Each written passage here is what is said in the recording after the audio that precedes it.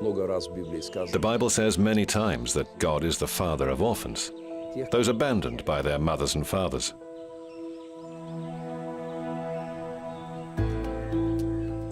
He's their father. I'm sure he called me to serve these children.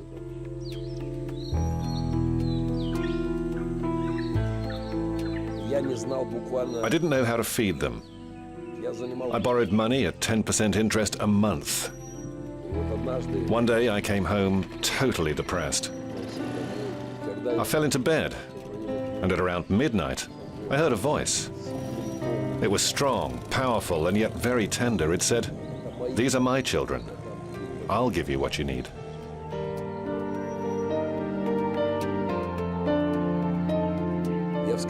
I jumped out of bed, knowing that something extraordinary had happened. I woke up my wife. I said, "Lena, I think God just spoke to me, and he said that these are his children, and he'd give me whatever I need." Lena said, "Calm down. God will keep his word," and then rolled over and fell asleep. And 3 days later, something incredible happened.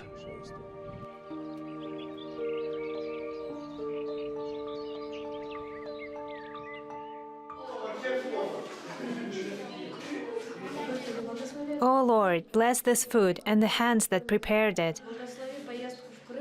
I didn't know where to get $100. But in 3 days, someone led me into the office of the most successful businessman in Ukraine. I told him about the children and how they used to live in city basements and then came to live in my rundown house. The guy just smiled, shook my hand and said, "Go, Pastor, do your good work." In just 4 months, they built a completely new house out of the ruins. Hey, gang! Hi! What have we got here, then? Soup! There used to be an iron grid on cinder blocks, over there, where the kids we rescued used to sleep. We tried to give them new clothes, to wash them, and to get the lice out of their hair. Right here, the Republic of Pilgrims began.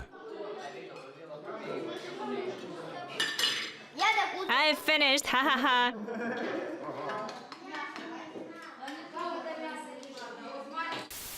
Don't hide. We're not. How are you feeling? Okay. You want to keep living like this? That's the condition those kids are in when we rescue them from the basements. Their arms are covered in syringe marks, heads full of lice. We pull them out and clean them up. His name was Artur. He lived in basements from the age of 8. He injected drugs 7 times a day. He died of AIDS at 14. I'm a pastor, so I know what should be done when someone dies, but honestly, I just couldn't do anything. I was devastated. I was on my knees before the kid. I cried, and it was amazing how much the boy consoled me with kind words. He had no illusions. He knew he was going to die. For the first rescues, we just went to the nearest crossroads, packed our cars with 25 or 30 kids. We brought the whole group back with us. Listen up, guys. No fooling around on the route. No one overtakes me, ever. Oh, come on, Dad. The first 70 kilometers, we'll be gently climbing up the hill. The mountain passes are awaiting. They'll turn you into men. Ride in pairs.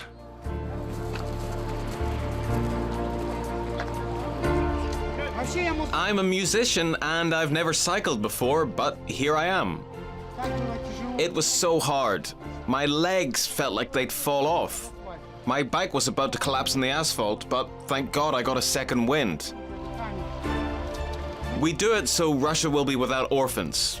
We tell our own stories. We were orphans ourselves, even drug addicts. We lived in basements, but people took us in and we changed. There's nothing scary about it. You see, we're normal, healthy people. My car always had a dreadful smell, the stench of homeless children. It's simply beyond description when we took those filthy teenagers from the basements. People who got into my car asked if something had died in it. I kept saying it's okay, everything's fine. Andrei's case is special. He's one of the first guys who came to the Republic of Pilgrims. You thought you were just changing your clothes, right? Yeah, to change, to eat, as far as I remember. I came to the Pilgrims when I was 12. I lived on the streets since I was 6, right where we are now. I spent nights in basements. I saw drug addicts. I even sniffed glue.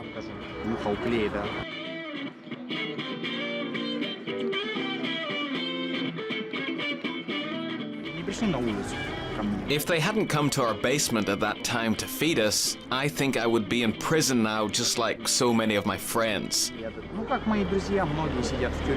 My life has changed completely. At the very least, I'm alive. I'm studying at the conservatory now, playing music, which is what I like.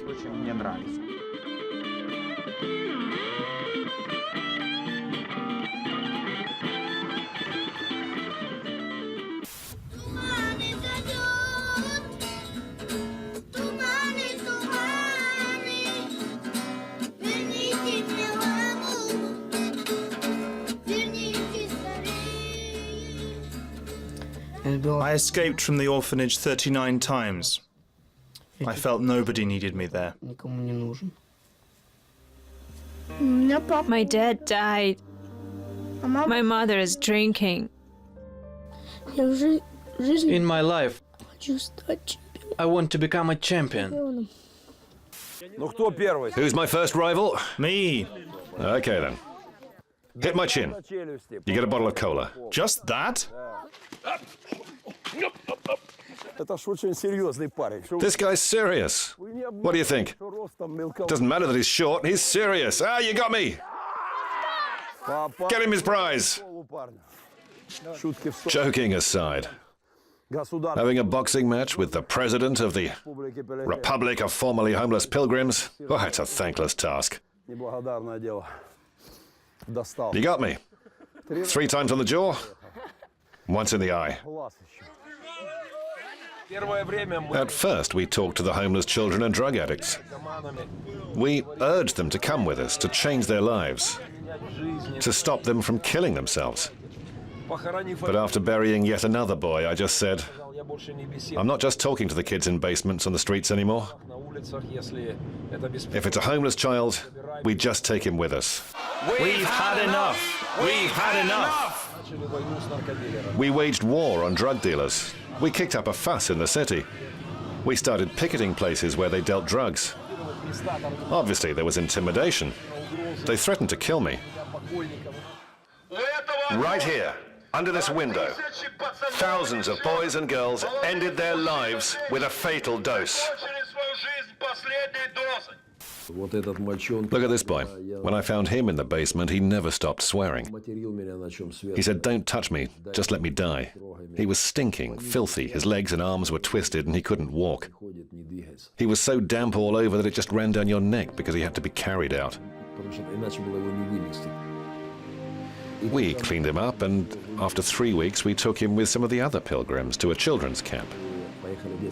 The boys there put him on a chair and bathed him in the sea. That day, when the sun was setting, he called me and said, "Pastor, forgive me. I'm an idiot. I just didn't listen to you." Hi, fellow pilgrims! Hello, Pastor! Congratulations! Boating season is now open! Here, we're going to beat the world record. For how many people you can fit into one boat? The last one in is an elephant. Call the pastor.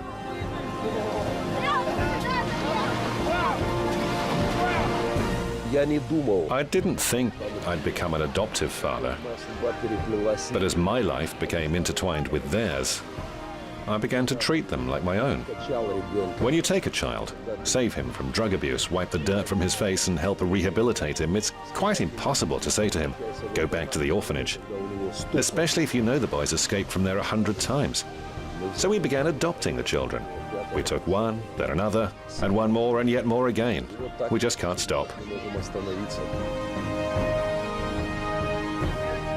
Nikolai is my 31st adopted son. At first, when we were out walking, he panicked, even if you let him go alone for just a short distance. But now, he can walk freely. And he says to me, "Dad, I feel the strength inside."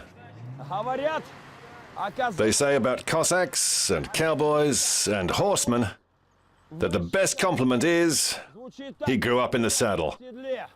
I can say that about my guys. Potholes! They grew up in the bike saddle. They're fighters. I asked Nikolai, how did you become my real son? I never changed your diapers, did I? Dad is probably the kindest soul in the world.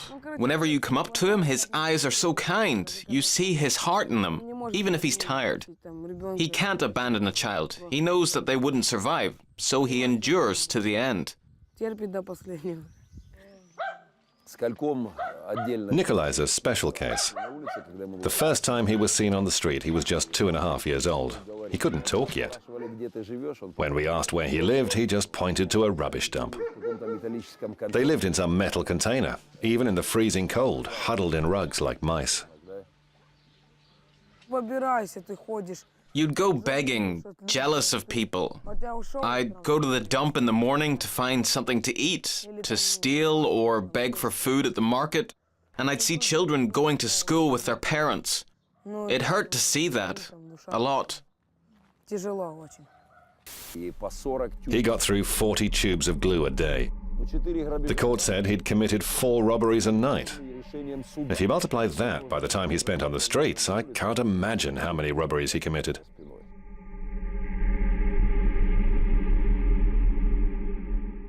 You get high from the glue and you go stealing and looting.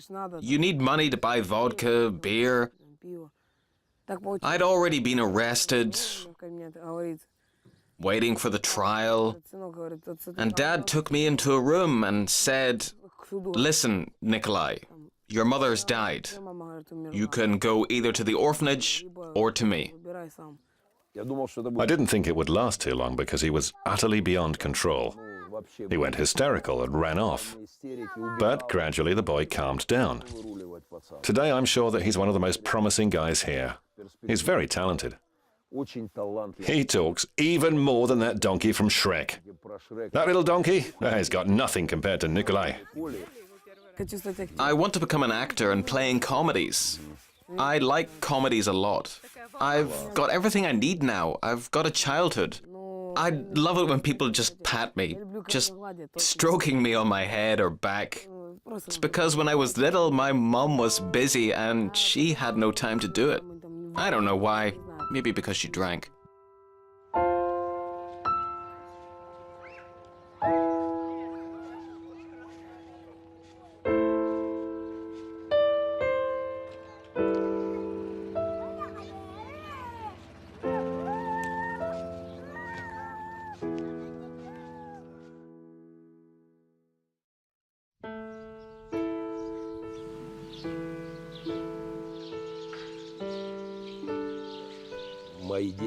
My children make me very happy. All I have to do is just to look at my little eagles, and my soul feels good.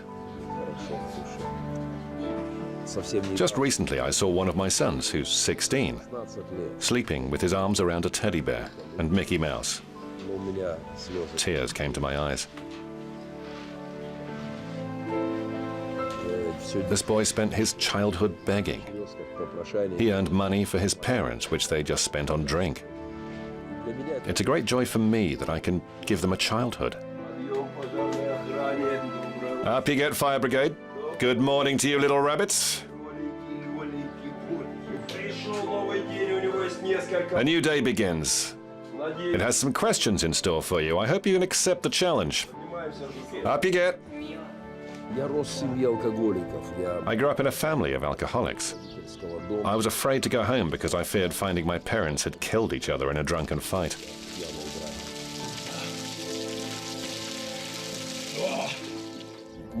Maybe that's why it's easy for me to understand my adopted sons, whose own parents were also alcoholics or drug addicts. Okay, Dad, my turn. Remember the rule. Slowly, slowly, gently pour it. All right, Dad. I think God saved me. It's a miracle for me. I don't know what I would do if it weren't for this family. I would have been dead now or would have been living on the streets. I spent the first nights on the roof. Sometimes I had to go to the train station to spend the nights in the winter. I was little and I pressed hard against the radiator and slept like that. I unloaded watermelons at the market. I earned money. I brought watermelons and some food to my house, knocked on the door and ran off. I was afraid my father would beat me for that. Then my mum died right on Women's Day. I wanted to congratulate her, and afterwards my dad came to see me. I was 11 when they were gone. It's been 5 years since. I want to have a family. I want a couple of kids of my own and adopt 3 or 4 children.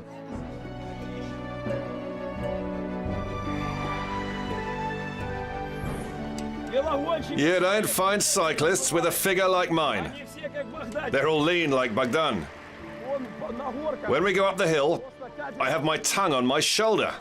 He's just smiling. It's coming. I can see it coming. He'll be having fun while his dad's half dead. Dad, let me go ahead. Go ahead, son. Look at him go. We come closer to our dream little by little. We don't pay attention to roads or nature. We're pedaling to achieve our goal. We went past one village and right after we left it, 3 children were adopted there, after we told them our stories. We save other children by showing off who we are.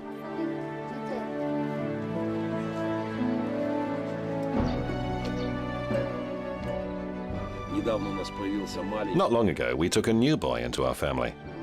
He's my 32nd adopted son. He's 8. My own son is 5, but they look alike. So my son came up to me and said something that made me burst into tears instantly. He said, "Daddy, Mummy, I understand that Danila's mummy died. I have to share my mummy and daddy with him. My son's 5. He's living in his own little world and he's already so selfless." It's fantastic. When we adopted our first children, our friends were in shock. They thought we would get tired and give up, that we would fail because it's very hard and we would come back to a normal life. But these friends adopt children now. Are you mine or not? Yours? Yeah, you're mine. No. You mine? Oh yeah, yours. No, he doesn't get it yet. He's still new. He's number 32. Where did I put that label on you, huh? On the ear? On the back? I can't remember where it is. They wanted to take him to the orphanage. The head of the orphanage wanted to do it at once, but I said, no, he's got a brother. Our mother died after a second bout of pneumonia. I'm his brother, so I had the right to take him with me. We fought for him, and we won.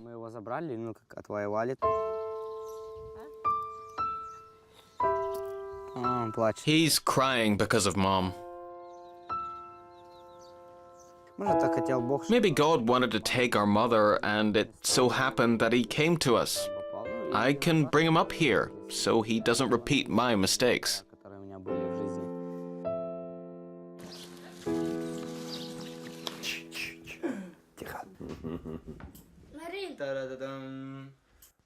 Let everybody see her.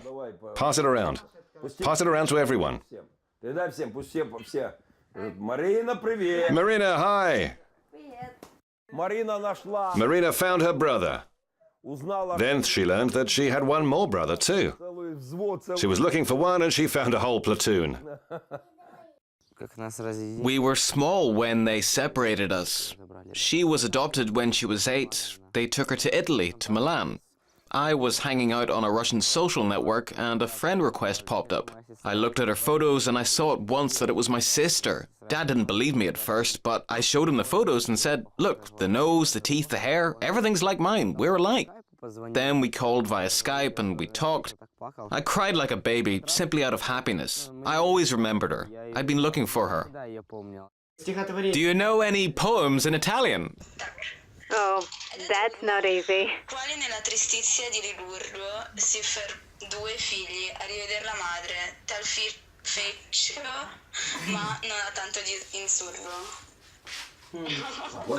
A round of applause. Cool.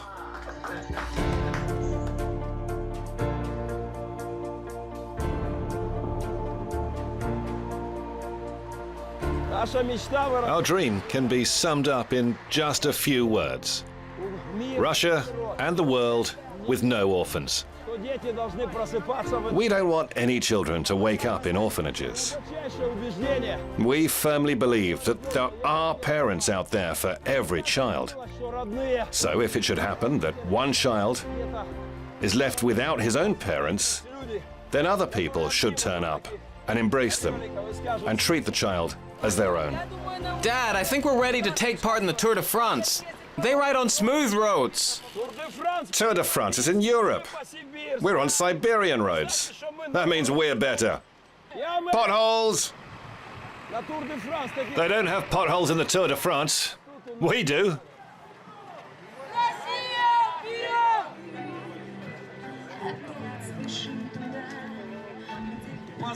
This team has covered more than 10,000 kilometers.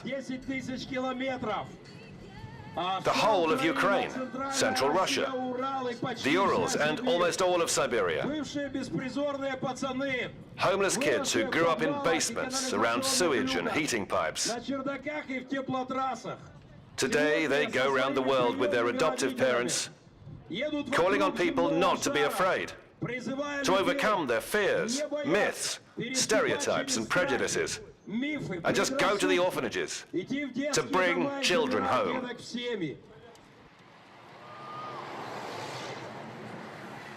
Едем, едем мы вперед! За Россию без сирот! За Россию без сирот! Не страшны нам бури ветры! Не страшны нам бури ветры! Крутим сердце километры! Крутим сердце километры! This bicycle is from Italy. I got it from a professional cyclist who took part in the Tour de France. Our dad told this guy about his dream and he gave this bike to him. My sister was adopted and she lives in Italy now. I dream of seeing her. I hope that in the near future I'll be able to go there and see her myself.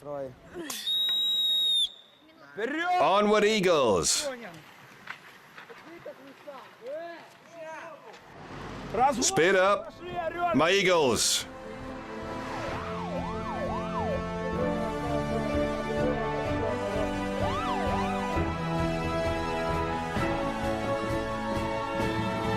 Hooray! Hooray! Lake Baikal! Lake Baikal! Woo!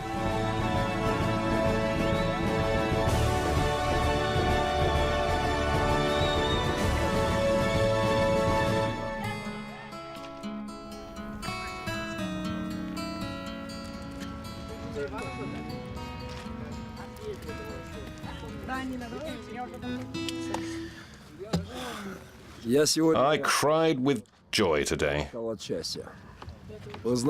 know that once in a while I get overcome with happiness. Today was one such day. Perhaps it's because I'm exhausted, but it's not just that. I'm really proud of you guys.